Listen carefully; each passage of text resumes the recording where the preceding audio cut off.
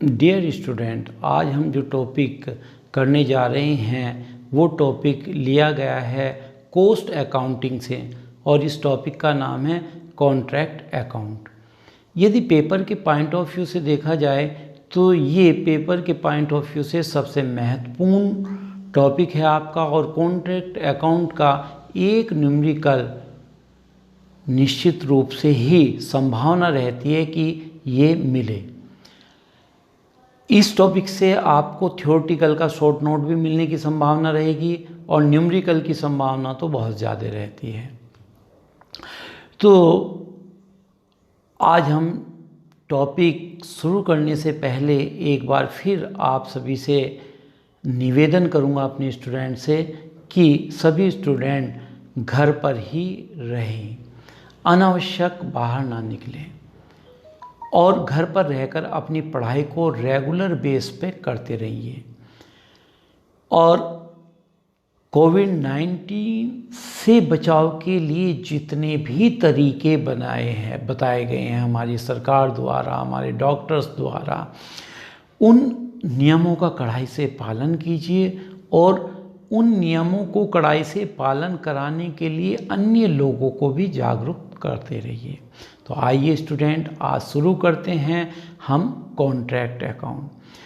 Contract account से पहले हमने आपसे डिस्कस किया था पहले टॉपिक्स में कॉस्ट शीट के बारे में, उसके बाद टेंडर के बारे में, उसके बाद थर्ड नंबर पर ये आता है कॉन्ट्रैक्ट अकाउंट। तो कॉन्ट्रैक्ट अकाउंट के फॉर्मेट के बारे में बात करते हैं हम कि इस फॉर्मेट में क्या क्या होगा। तो आप देख रहे हैं आपके सामने इसका फॉर्मेट है। पहला कॉलम डेट का, दूसरा पर्टिकुलर, तीसरा अमाउंट डेबिट, फिर डेट, पर्टिकुलर्स और अमाउंट क्रेडिट, ऊपर लिखा हुआ है कॉन्ट्रैक्ट अकाउंट। तो यहाँ कॉन्ट्रैक्ट अकाउंट में जब किसी एक कार्य को पूर्ण करने का ठेका लिया जाता है तो उस ठेके पर जो खर्च किए जाते हैं, उस पर जो खर्च किए जाते हैं वो इस अकाउंट्स में लिए जाएंगे और देखा जाएगा कि ठेके को पूर्ण करने में कुल मिलाकर कितना खर्च हुआ है। कुछ क्वेश्चन आपके सामने स्टूडेंट्स ऐसे आएंगे जिसमें कि जिस साल के लिए आप ठेका खाता बना रहे हैं उस साल में वो ठेका पूरा हो रहा है। तो उस क्वेश्चन में कोई प्रॉब्लम वाली बात नहीं है। टोटल एक्सपेंसेस डेबिट में आ जाएंगे, क्रेडिट में कॉन्ट्रैक्ट प्राइस लिखा जाएगा, बैलेंस प्रॉफिट या लॉस आएगा। लेकिन अगर वो ठेका जिस साल आप बना रहे हैं उस साल तक उस ठेके का संपूर्ण कार्य पूरा नहीं हुआ है तो किस प्रकार से ठेके कॉन्ट्रैक्ट अकाउंट को बनाएंगे, तो उसका फॉर्मेट सबसे पहले आप देखिए। सबसे पहला खर्च होगा किसी भी ठेके को पूरा करने में मटेरियल।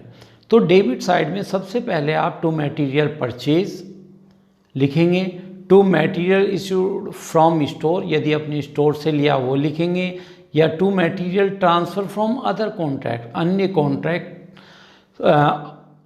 कॉन्ट्रैक्ट से कोई अगर मटेरियल आया वो लिखेंगे। उसके बाद वेजिज, और कुछ वेजिज अगर एक्रूड रही है तो उसको लिखा जाएगा।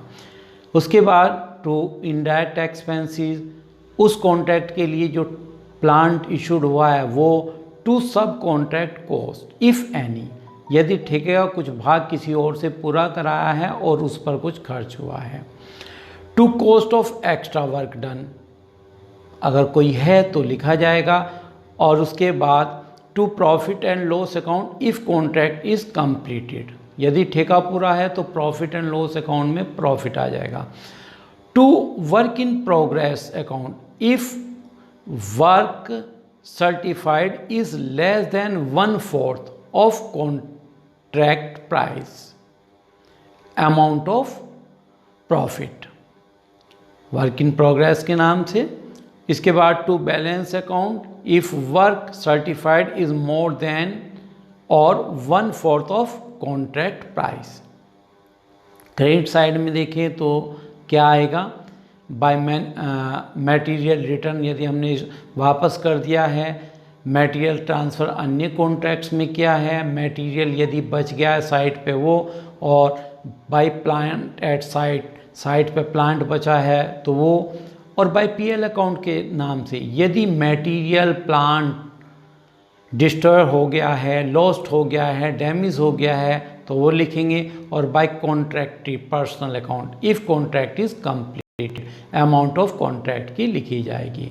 और यदि ये पूरा नहीं होता है तो by work in progress if contract is incompleted, इसमें दो सब लिखे जाएंगे, वर्क सर्टिफाइड और वर्क अनसर्टिफाइड। और इसके बाद दोनों तरफ का योग जोड़ करके लॉस या प्रॉफिट जो भी आता है उसको हम लिख देंगे। इसके बाद अगर प्रॉफिट हमारा जो कॉन्ट्रैक्ट पे हुआ इसे आगे ट्रांसफ़र कर दिया गया है और इसका कुछ हिस्सा टू पीएल अकाउंट में लिया गया और टू वर्क इन प्रोग्रेस में, ये किस रूल पे लिए जाएंगे, कब कब कितना लिया जाएगा, इसका डिस्कस हम अगली वीडियो में करेंगे। Second, work in progress account हमारा है। वर्क इन प्रोग्रेस में आप देख रहे हैं टू वर्क इन प्रोग्रेस में टू कॉन्ट्रैक्ट अकाउंट से दो अमाउंट आएंगे, वैल्यू ऑफ वर्क सर्टिफाइड और कॉस्ट ऑफ वर्क अनसर्टिफाइड, और इन दोनों का टोटल करके क्रेडिट साइड में बाय कॉन्ट्रैक्ट अकाउंट से being profit not taken to PL account, जो प्रॉफिट पीएल में नहीं लिया या रिजर्व में लिया वो लिख करके जो बैलेंस बचेगा उसे वर्क इन प्रोग्रेस कहेंगे। और सामान्य रूप से भी अगर आप लिखना चाहें तो लिख सकते हैं work in progress equal to work certified plus work uncertified, दोनों का टोटल करके minus profit in reserve equal to work in progress. Next, contractee account. Contractee account में डेबिट में लिखेंगे इसके to contract account is completed amount of contract price, और by cash amount of advance received, यदि कोई amount advance की है वो, और बाकी बचा हुआ बैलेंस यहाँ पर लिख दिया जाएगा। बैलेंस शीट, बैलेंस शीट यदि बनाने के लिए कंप्लीट बैलेंस शीट तो नहीं आती, लेकिन किसी क्वेश्चन में कुछ एंट्रियों को बैलेंस शीट में किस प्रकार से शो करना है इसके लिए बैलेंस शीट बनवाई जा सकती है। तो अगर कंप्लीट बैलेंस शीट भी बननी है तो कैपिटल आएगी लायबिलिटीज़ में, क्रेडिटर्स, आउटस्टैंडिंग एक्सपेंसेस और प्रॉफिट एंड लॉस अकाउंट का क्रेडिट बैलेंस। इधर land and building, cash, plant and material in store, plant and material at site, और वर्क इन प्रोग्रेस जो है टोटल वर्क इन प्रोग्रेस में से cash received from कॉन्ट्रैक्टी minus करके जो बचेगा वो लिख दिया जाएगा, और प्रॉफिट एंड लॉस अकाउंट का डेबिट बैलेंस। तो आइए अब हम इससे रिलेटेड एक और इससे पहले अगला क्वेश्चन करें, पीएल अकाउंट में भी हम बना के देख लेते हैं। पीएल अकाउंट में क्या क्या अमाउंट कॉन्ट्रैक्ट अकाउंट से आएगी। To contract account, loss due to material और plant destroyed, lost, damage etcetera. To contract account, loss on contract if any, और to balance sheet and in credit side by contract account, PL account, profit and loss account and by balance if any show in asset side, और इसकी तरह balance if any show in liability. ये profit and loss आपका बना के दिखाया गया है।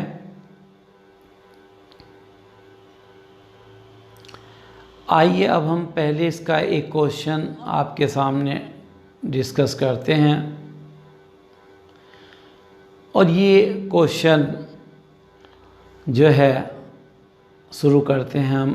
क्वेश्चन आप देख रहे हैं यहाँ पर दिया गया 31 the following information is related in respect of a contract for the year ended 31 December 2005 under taken by government contractor limited. यहाँ पर 31 दिसंबर को जो ठेका लिया गया है उससे संबंधित ठेके पे जो खर्च हैं, material 1,50,000, plant 60, wages 90, overhead 15, outstanding overhead 9,000, material in hand 15,000 and work uncertified 6,000, cash received up to 31st December which is 75 of work certified। ये हमें कैश जो 180 प्राप्त हुआ है जो वर्क सर्टिफाइड का 75% है। तो वर्क सर्टिफाइड कितना होगा कैलकुलेट करेंगे। कॉन्ट्रैक्ट है 6 लाख का और वैल्यू ऑफ प्लांट आपकी दी गई है 45,000 और आपको तैयार करना है from the above particulars you have to prepare a contract account, work in progress account, contract account and show the work in progress in balance sheet on 31st December। So let's start।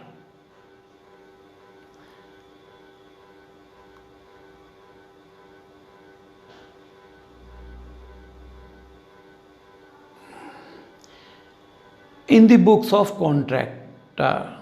Contract account आप देख रहे contract account जब बनाया गया है, contract account के debit में to material 150 लिख दिया, प्लांट 60, वेजेस 90, आउटस्टैंडिंग 15 और एक्रूड ओवरहेड्स 9,000। ये सारे खर्चे लिख दिए गए हैं और क्रेडिट में जो बैलेंस है वो लिखे जाएंगे by material in hand 15,000। Work in progress में चूँकि आप देखें कॉन्ट्रैक्ट कंप्लीट नहीं हुआ था, कॉन्ट्रैक्ट कंप्लीट होता तो लिखते कॉन्ट्रैक्ट प्राइस, लेकिन कॉन्ट्रैक्ट पूरा नहीं हुआ अभी तक जिस डेट पे खाते बना रहे हैं, तो बाय वर्क इन प्रोग्रेस में वर्क सर्टिफाइड आप देखो नीचे वर्किंग की गई है चूँकि 1,18,000 कैश प्राप्त हुआ जो कि 75% है किसका वर्क सर्टिफाइड का। So work certified equal to 1,18,000 multiply 100 and divide by 75 equal 2,40,000। Work certified 2,40,000 यहाँ पर लिख दिया गया है। वर्क अनसर्टिफाइड 6,000 ये भी नोट कर लिया गया है। टोटल 246 आ गया और जो प्लांट बचा एट साइट वो हमने यहाँ पर लिख दिया 45। अब दोनों तरफ का जब टोटल किया तो यहाँ पर डेबिट साइड का टोटल बड़ा है 3,24,000, क्रेडिट का कम है तो बैलेंस जो है वो लॉस के रूप में 18,000 आ गया। अब सेकंड अकाउंट इन्होंने कहा है बनाने के लिए वर्क इन प्रोग्रेस। जैसे कि हमने कहा था वर्क इन प्रोग्रेस में कॉन्ट्रैक्ट अकाउंट से क्रेडिट साइड से दो अमाउंट आएगी टू कॉन्ट्रैक्ट अकाउंट के नाम से वर्क सर्टिफाइड और वर्क अनसर्टिफाइड जो कि 2,40,000 और 6,000 है। 2,46,000 आ गया और क्रेडिट साइड में कॉन्ट्रैक्ट अकाउंट के डेबिट से कॉन्ट्रैक्ट अकाउंट के डेबिट साइड से जो अमाउंट आनी है वो आना है प्रॉफिट का वो हिस्सा जो कि रिजर्व में ट्रांसफ़र किया था। लेकिन इस क्वेश्चन में जब हम सोल्व कर रहे थे तो आप देख रहे हैं प्रॉफिट तो है ही नहीं, लॉस हुआ है तो रिजर्व में कुछ भी नहीं जाएगा। तो ये टोटल अमाउंट जो 2,46,000 है ये ही हमारी कहलाएगी वर्क इन प्रोग्रेस अकाउंट। अब बात करते हैं कॉन्ट्रैक्टी अकाउंट की। कॉन्ट्रैक्टी अकाउंट में आप देख रहे हैं बाय कैश कॉन्ट्रैक्टी को कितना दिया गया 1,80,000 ये ही बैलेंस के रूप में आ जाएगा। बैलेंस शीट जैसे कि इन्होंने कहा है कि बैलेंस शीट तैयार कीजिए तो बैलेंस शीट की कोई फिगर हमारे पास नहीं, केवल बैलेंस शीट के एसेट साइड में जो अमाउंट हमें ट्रांसफ़र करनी है वर्क इन प्रोग्रेस जो कि 2,46,000 है, इसमें से माइनस कर देंगे एडवांस फ्रॉम कॉन्ट्रैक्टिव 1,80,000 तो बचे हुए 66,000 हमारा बैलेंस शीट में एज ए एसेट्स रहेगा वर्क इन प्रोग्रेस का। तो स्टूडेंट जैसे कि देखा आपने कि हमने यहाँ कॉन्ट्रैक्ट अकाउंट किया और कॉन्ट्रैक्ट अकाउंट में हमने जो सारे खाते बनाए हैं वो आपके सामने हैं। तो आप कॉन्ट्रैक्ट अकाउंट की प्रैक्टिस कीजिए, इसके क्वेश्चन कीजिए। बहुत सिंपल क्वेश्चन होते हैं इसके, कोई ज़्यादा नहीं। मेन रूप से केवल एक ही अकाउंट बनाया जाता है जो कि मेन होता है कॉन्ट्रैक्ट अकाउंट।